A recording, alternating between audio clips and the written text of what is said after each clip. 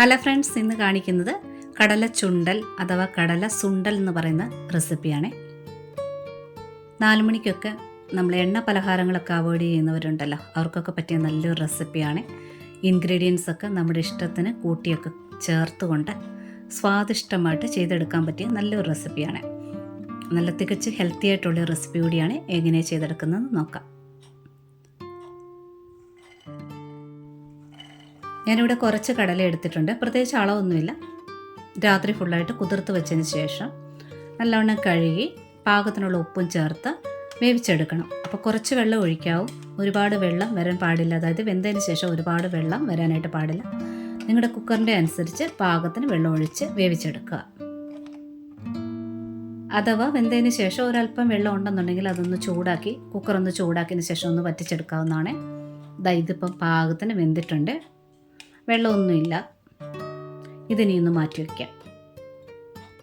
ഇനി ഒരു കടായി വെച്ചിട്ടുണ്ട്. ഒരല്പം വെളിച്ചെണ്ണ ഒഴിച്ചിട്ടുണ്ട്. വെളിച്ചെണ്ണ തന്നെ ഒഴിക്കണമെന്നില്ല, ഏതെണ്ണ വേണേലും ഒഴിക്കാം. ഒരല്പം കടുക് ഇട്ടിട്ടുണ്ട്. കുറച്ച് വറ്റൽമുളക് കൂടെ ചേർക്കുക. ഒരല്പം നല്ല ജീരകം, ചെറിയ ജീരകമാണ് ചേർക്കുന്നത്. ജീരകത്തിൻ്റെ ടേസ്റ്റ് തീരെ ഇഷ്ടമില്ലാത്തവർക്ക് ഒന്നുകിൽ അവോയ്ഡ് ചെയ്യാം, ഇല്ലെന്നുണ്ടെങ്കിൽ അളവ് കുറയ്ക്കാം. കുറേയേറെ കറിവേപ്പിലൂടെ ചേർത്തിട്ട് നന്നായിട്ടൊന്ന് ഇളക്കി എടുത്തിട്ടുണ്ട്. ഇനി വളരെ ചെറുതായിട്ട് കൊത്തിയരിഞ്ഞ് ഇഞ്ചി ചേർക്കുക. ഒരു 6-7 വെളുത്തുള്ളിയുടെ ചതച്ചത് ചേർക്കുക. ആ ഇഞ്ചി ഒന്ന് ചെറുതായിട്ടൊന്ന് മൂത്ത് വരണം. ഇല്ലെങ്കിൽ നമ്മൾ കടല കഴിക്കുന്ന സമയത്ത് ഇഞ്ചിയുടെ ആ പച്ച ടേസ്റ്റ് ഇങ്ങനെ കടിക്കും. അപ്പോൾ ഒന്ന് ഇളക്കിയെടുക്കണം. അതുപോലെ തന്നെ പച്ചമുളക് വളരെ ചെറുതായിട്ട് അരിഞ്ഞ് ചേർക്കുക. ഇല്ലെന്നുണ്ടെങ്കിൽ ആ കടല കഴിക്കുന്ന സമയത്തൊക്കെ പച്ചമുളക് ഇങ്ങനെ ഇടയ്ക്കിടയ്ക്ക് ഇങ്ങനെ കയറി വരും. നമുക്കതൊരു നീരസമാണ്. ഇഞ്ചി ഒന്ന് ചെറുതായിട്ടൊക്കെ മൂത്ത് വന്നിട്ടുണ്ട്. ഇനി ഇതിലോട്ട് ചേർക്കേണ്ടത് വളരെ പൊടിയായിട്ട് അരിഞ്ഞ് സവാള ചേർക്കുക. കൂടെ തന്നെ ചെറുതായിട്ട് കൊത്തിയരിഞ്ഞ് ക്യാരറ്റോടെ ചേർക്കുക. ഇനി ഈ സവാളയും ക്യാരറ്റും ഒക്കെ ഒന്ന് ചെറുതായിട്ട് വാടിയാൽ മാത്രം മതി. ഒരു ക്രഞ്ചി ടേസ്റ്റ് തന്നെ നിൽക്കണം. തീ കുറച്ച് വെച്ച് ഒന്ന് നല്ലവണ്ണം ഒന്ന് ഇളക്കിയെടുക്കുക.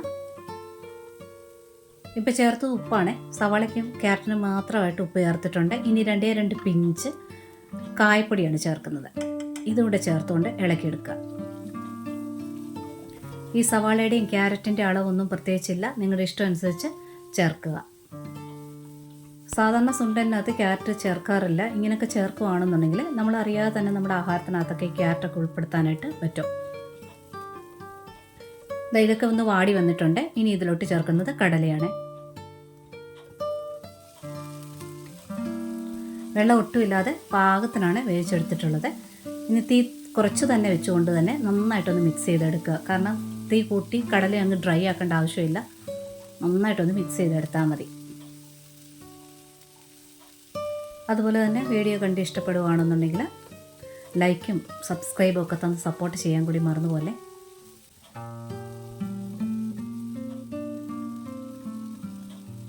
ഇത് നന്നായിട്ട് മിക്സ് ആയിട്ടുണ്ട്. ഇനി ഇതിൽ ചേർക്കേണ്ടത് തേങ്ങയാണ് ചേർക്കുന്നത്. അത് നിങ്ങളുടെ ഇഷ്ടം അനുസരിച്ച് ചേർക്കുക. ഇനി നന്നായിട്ട് തേങ്ങ മിക്സ് ചെയ്തെടുക്കുക. ചെറു തീയിൽ തന്നെ മിക്സ് ചെയ്തെടുത്താൽ മതി. തേങ്ങ നല്ലോണം ചൂടാകണം അങ്ങനെയൊന്നുമില്ല. ആ പാത്രത്തിൻ്റെ ചൂട് മതി. നന്നായിട്ട് തേങ്ങ മിക്സ് ആക്കിയതിന് ശേഷം ഗ്യാസ് ഓഫ് ചെയ്യുക. ഗ്യാസ് ഓഫ് ചെയ്തിട്ടുണ്ട്. ഇനി ഇതിൽ ചേർക്കേണ്ടത് എരിവിനനുസരിച്ച് കുരുമുളക് പൊടി ചേർക്കുക. കൂടെ തന്നെ വളരെ കുറച്ചായിട്ട് നാരങ്ങ നീര് ചേർക്കുകയാണ്. നാരങ്ങ നീര് ചേർത്ത ഉടനെ തന്നെ നല്ലവണ്ണം മിക്സ് ചെയ്ത് എടുക്കണം. എല്ലാ സ്ഥലത്തും ആ ചെറുതായിട്ടൊരു പുളിപ്പ് വരാൻ വേണ്ടി മിക്സ് ചെയ്ത് നല്ലവണ്ണം മിക്സ് ചെയ്തെടുക്കണം.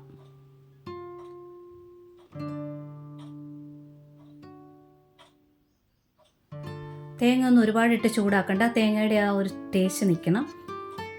കാരണം ഇത് ഉണ്ടാക്കിയ ഉടനെ തന്നെ നമ്മൾ കഴിച്ച് തീർക്കാറാണ് പതിവ്. നാളത്തേനെന്നും പറഞ്ഞൊന്നും വെച്ചേക്കുന്ന ഡിഷല്ല ഇത്.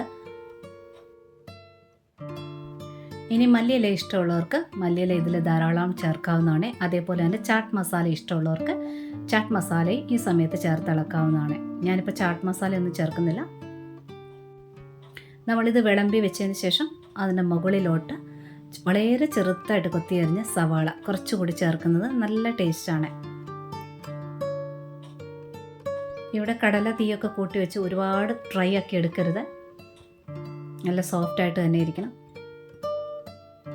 നല്ല ഹെൽത്തി ആയിട്ടുള്ളൊരു കടല സുണ്ടൽ റെസിപ്പി റെഡി ആയിട്ടുണ്ട്. ഒരു പ്രാവശ്യമെങ്കിലും സ്കൂളിൽ വിട്ട് വരുന്ന കുട്ടികൾക്കൊക്കെ ഇത് കൊടുത്തു നോക്കുക. അവർക്ക് ഇഷ്ടപ്പെടുന്നു എന്നുണ്ടെങ്കിൽ അടുത്ത പ്രാവശ്യം ചെയ്യുമ്പോൾ ക്യാരറ്റൊക്കെ കുറച്ച് കൂടുതലായിട്ട് ടച്ച് ചെയ്ത് കൊടുക്കുക. അപ്പോൾ അങ്ങനെയൊക്കെ അവരുടെ ആഹാരത്തിനകത്ത് ക്യാരറ്റ് ഉൾപ്പെടുത്താനായിട്ട് പറ്റും. ട്രൈ ചെയ്ത് നോക്കുക. ഇഷ്ടപ്പെട്ടിട്ടുണ്ടെങ്കിൽ കൂട്ടുകാർക്കൊക്കെ ഷെയർ ചെയ്ത് സപ്പോർട്ട് ചെയ്യാൻ മറക്കല്ലേ. Thanks for watching.